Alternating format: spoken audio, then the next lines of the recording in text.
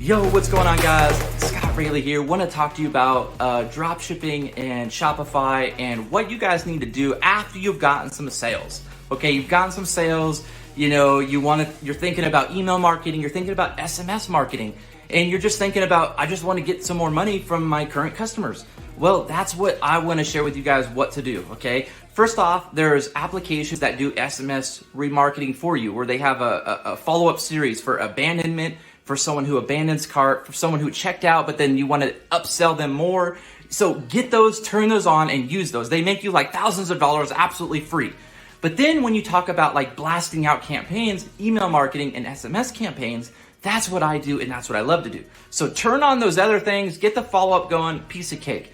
The blasting out though, that's what I love to do, guys, and that's what I do every day with SMS.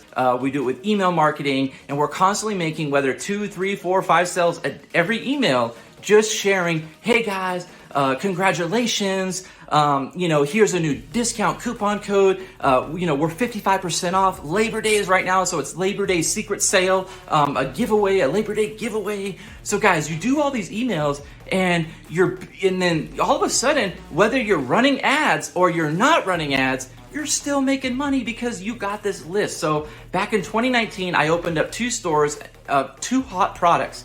One store has over 40,000 customers. The other store has over 30,000 customers. Both of them, I do email marketing, and we make about $400 to $500 a day just on both stores, just from email marketing, guys. So it's that powerful.